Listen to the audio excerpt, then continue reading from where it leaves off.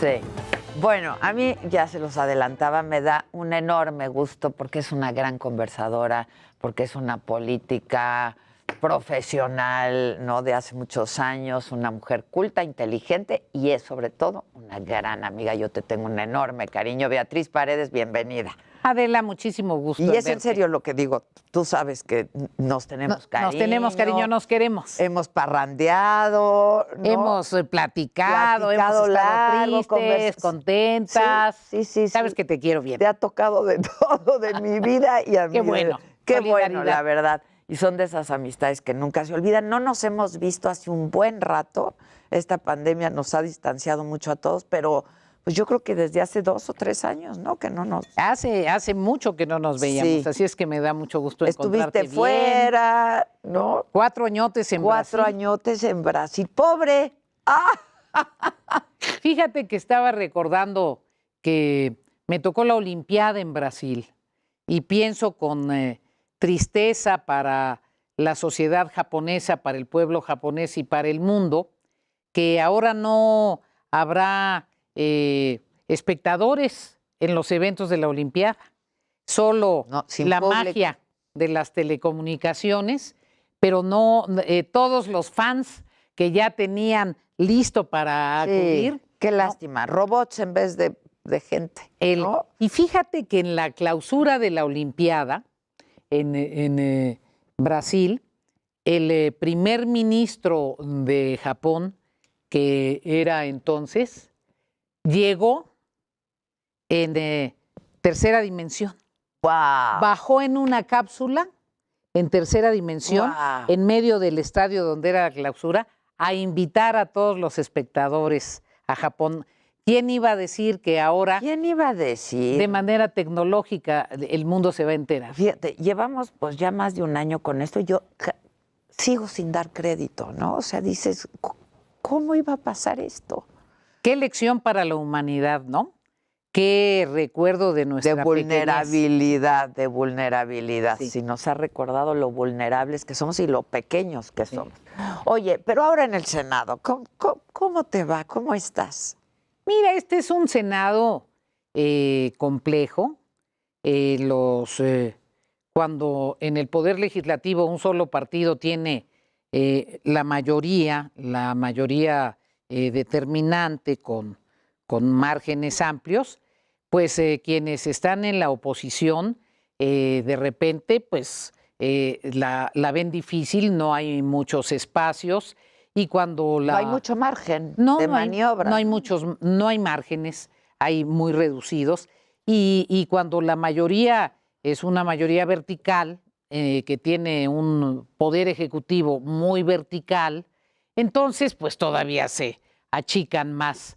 Sin embargo, siempre es interesante. A mí me gusta el poder legislativo, a mí me gusta el debate, a mí me gusta la construcción, la vida plural. De toda la vida. Entonces, es más mi vocación eso.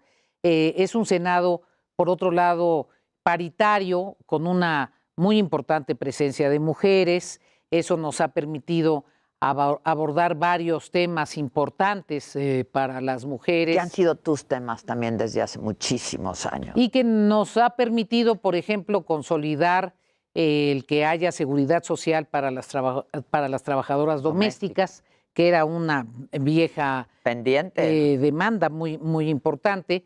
Nos ha permitido insistir y realizar los afinamientos a la ley para a trabajo igual de las mujeres, salario igual. Entonces, la agenda feminista ha tenido avances significativos con una participación plural de todos los grupos políticos. Oye, y bueno, en estas pasadas elecciones intermedias, las mujeres ganaron espacios, ¿no? Así es. Y eso, pues la verdad, da gusto verlo. Eso da gusto. Ahora va a ser importante que tengan un buen desempeño en el gobierno y también que quienes ya tenemos experiencia seamos solidarias independientemente de a cualquier formación política que pertenezcan.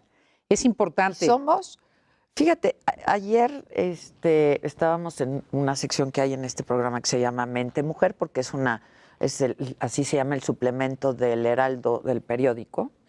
y hablábamos justamente de deportistas, de mujeres deportistas, las que van a ir ahora, ¿no? Y decía una compañera nuestra que las mujeres de pronto no enseñamos a los que vienen, no compartimos lo que ya sabemos con los que vienen. ¿Seguimos en esas?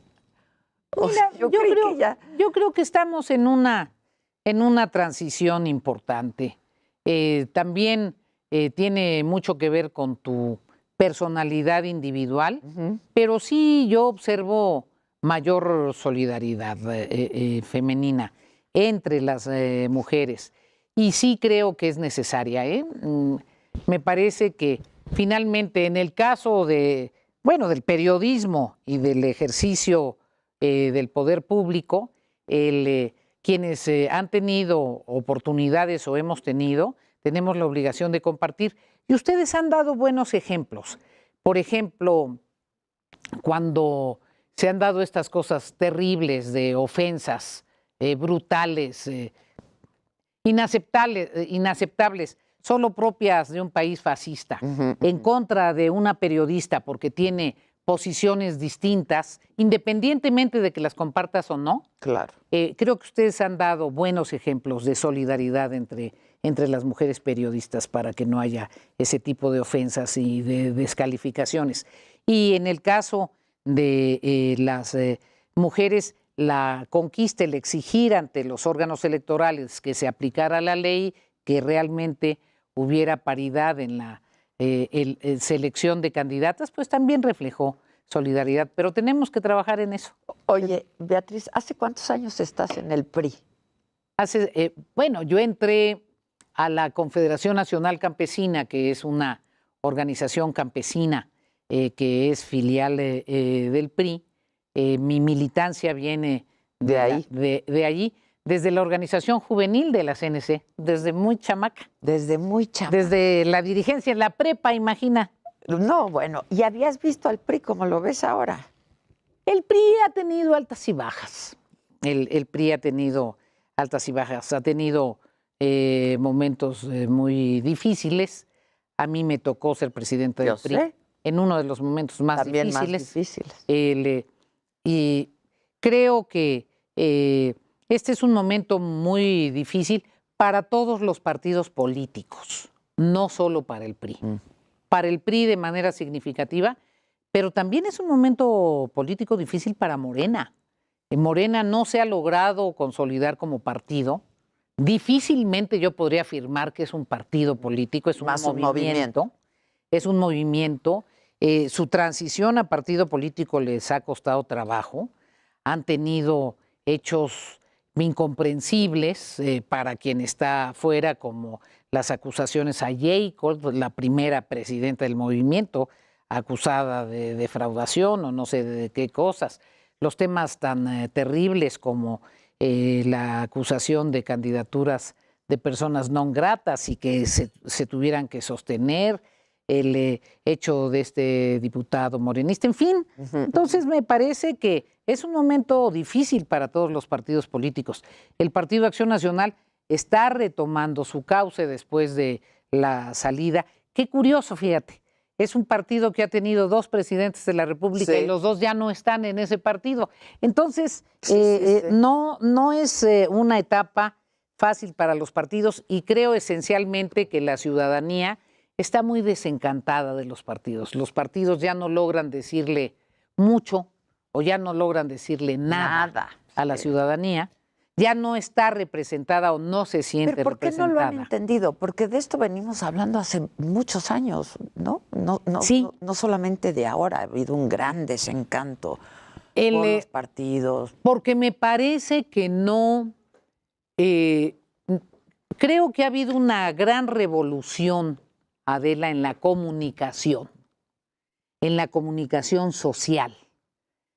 Ya no necesitan intermediarios las personas para relacionarse con el poder público. Es la magia de las redes, la magia de la tecnología, el papel de los comunicadores. Entonces, ya no se necesita la intermediación para la comunicación.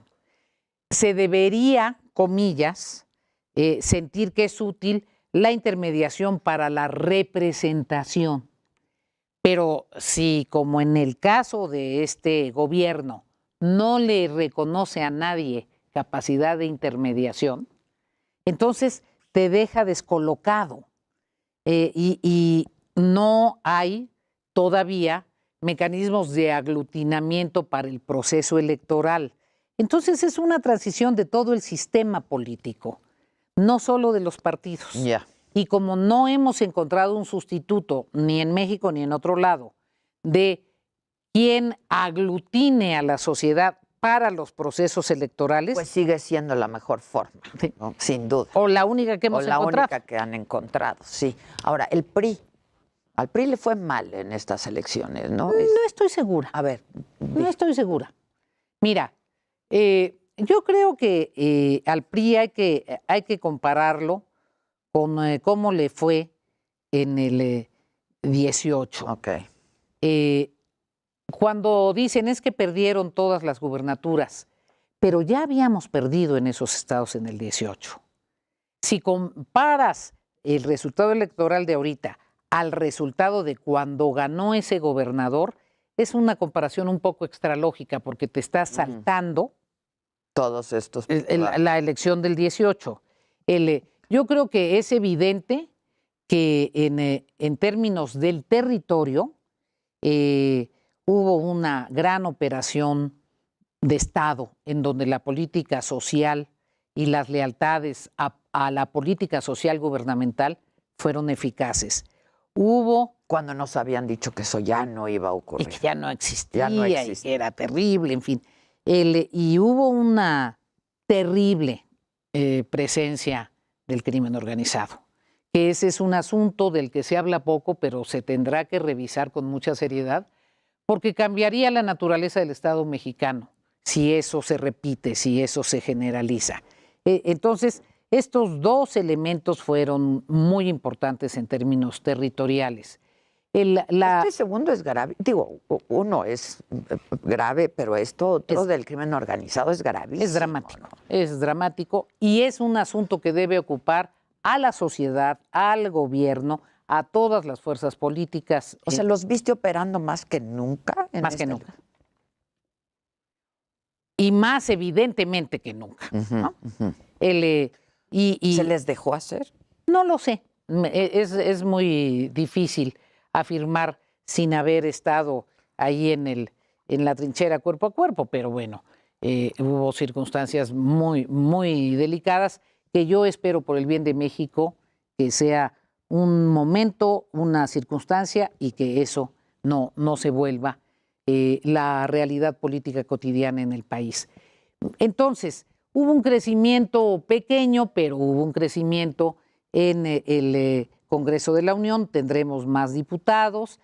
O sea, yo te diría, no es para echar las campanas al vuelo. Pero tampoco para darlo por muerto. Bueno, tampoco para hacerse el harakiri. Ok. Sí. Okay. Tú fuiste presidenta, líder nacional del partido. Alito, ¿debe o no debe renunciar Alejandro Moreno como dirigente nacional del partido, con pues, dados los resultados? Y no solamente los resultados, sino pues, hay señalamientos, ¿no?, en contra de Alejandro Moreno. Mira, te voy a dar una respuesta muy, muy extraña. A ver. Yo no creo que ese sea el tema. Verdaderamente no creo que ese sea el tema. Cuando yo fui presidenta del partido, que fui presidenta frente a unas elecciones intermedias, en la oposición, con el gobierno de Acción Nacional que había repetido, y después de que el PRI había perdido por primera vez la presidencia, que fue la primera vez que decretaron nuestra acta de defunción. Sí.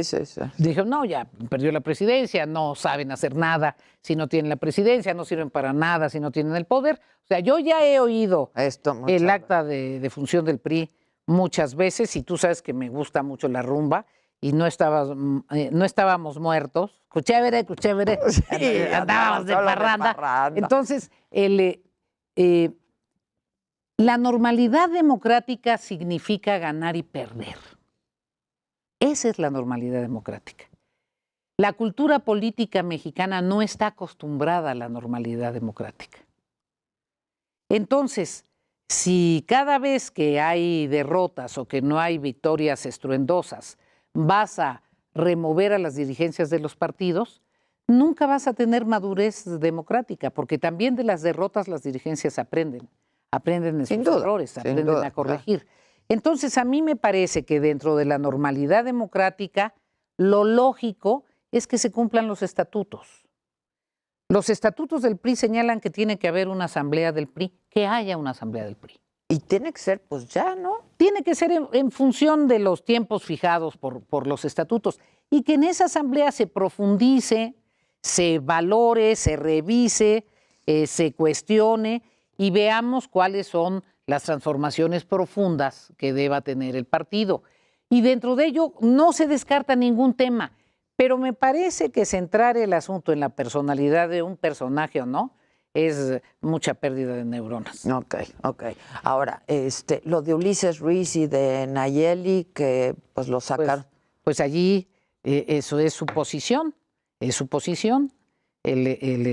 cada quien tiene derecho a tener las opiniones que desee. Pues de eso se trata un partido también, de eso se trata un partido. Ahora, es grave, sea el nombre de quien sea quien tenga que ver con las cosas, no me importa el nombre, llegar a la acción física, a la toma de edificios, etcétera, no me parece el mejor modo. Pero bueno, así es la política. Oye, Beatriz, hablabas de expresidentes. ¿Qué opinas de la consulta?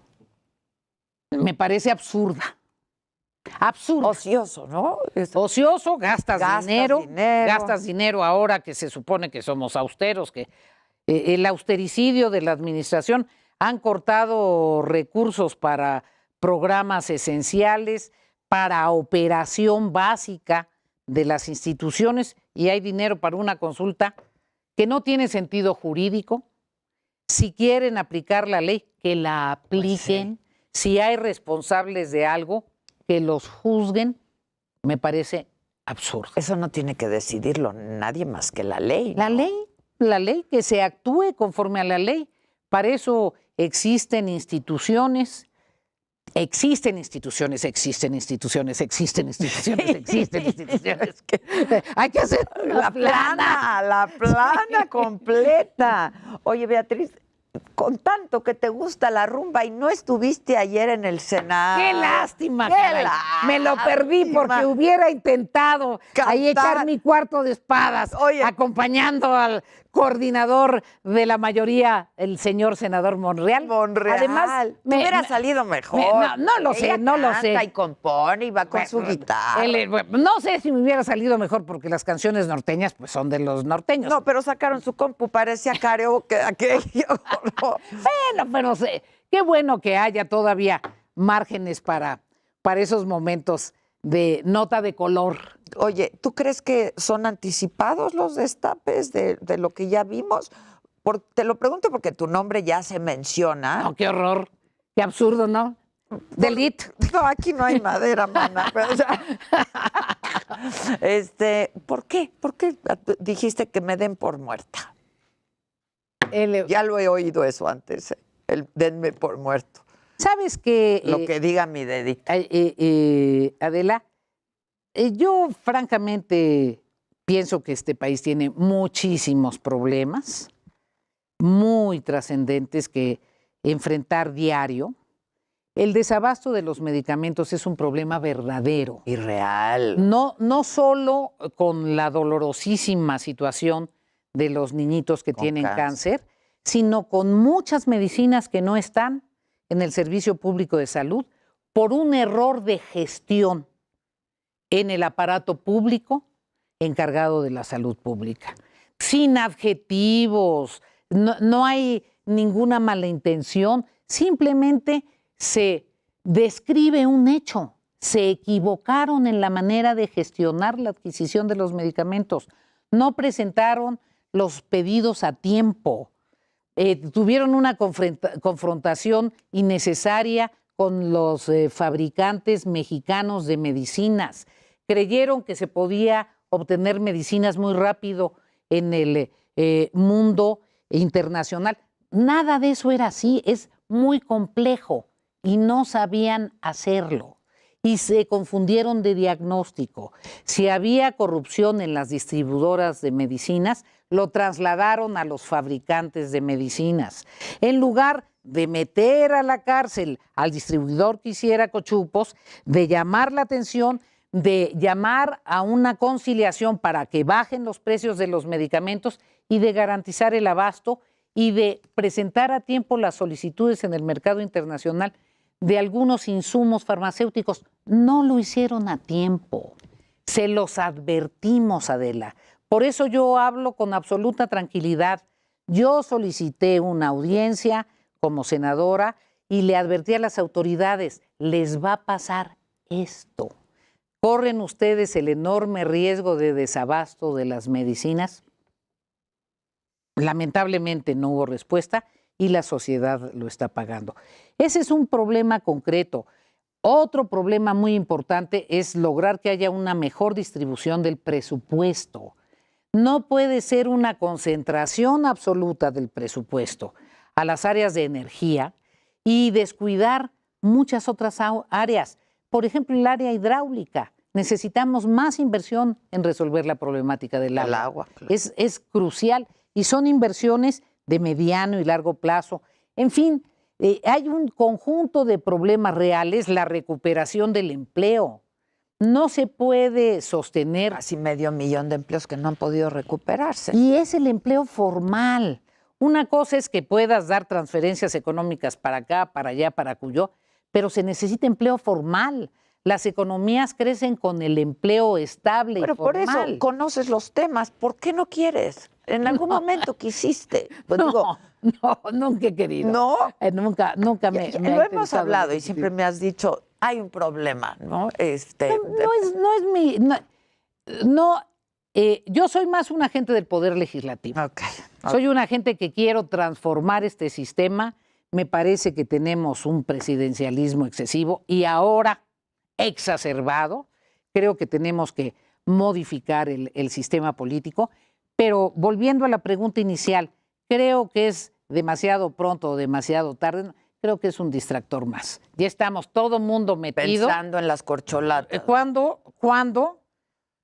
Ya hay quitapón. Sí, entonces, ya hay quitapón. Ya hay quitapón. ¿Para qué nos distraemos con tanto las corcholatas? En eso cuando tenemos 1,000,000 de cosas importantes? Pero a ver, ahora también tengo un minutito, pero también siempre después de la intermedia comienza la carrera por la sucesión presidencial. Le va a dar materia de mañaneras unas cuantas semanas en lo que hay otros fuegos de artificio. ¿La oposición está haciendo su chamba verdaderamente, Beatriz? Mira, la oposición... Que ahora que dices las mañaneras, pues la agenda la lleva el presidente, la pone y la quita el presidente. Pues que nos regalen una mañanera en el mismo tiempo, con la misma cobertura, etcétera, a ver si no hacemos nuestra chamba, hombre, también. Pues ¿por qué no la han son hecho? Instrumentos, son ¿Por qué instrumentos. no la han hecho? A ver, que haya un consorcio mediático que les diga oposición, les ponemos a sus órdenes 30 minutos en la mañana para que hagan mañaneras. En fin, yo creo que la oposición está haciendo lo que se puede en el marco de una excepcional estrategia de comunicación del Poder Ejecutivo. Lo hace muy bien. Que tomó por sorpresa a todos y que logró que todo mundo se vuelva su eco. Oye, entonces hay que desmarcarse del eco. Tengo ahora sí unos segunditos nada más. ¿Ves perfiles para la sucesión en la oposición? Yo creo que sí, y no los mencionaría ahorita porque Hacienda les cae pasado mañana, el SAT les cae... Bueno, mira, lo de Ildefonso Guajardo es el colmo. Estuvo ayer Protesto enérgicamente. Ildefonso es un hombre serio, responsable, honorable, que ha cumplido con sus obligaciones de información en cuanto a sus recursos, que son legítimos. Te quiero mucho, te agradezco mucho. ¿Qué estás leyendo? Bueno, ahora me platicas. Te veo pronto en la saga y llevas la guitarrita. Me encantará. ¿No? Tequilita. Me encantará Tú verte. tomas ron, ¿no? Yo tomo ron. Tú tomas ron. Vamos a hacer una pausa. Regresamos. Hoy toca la alegría del hogar y viene Badir y todo. Muchas gracias. Volvemos. Gracias, Beatriz.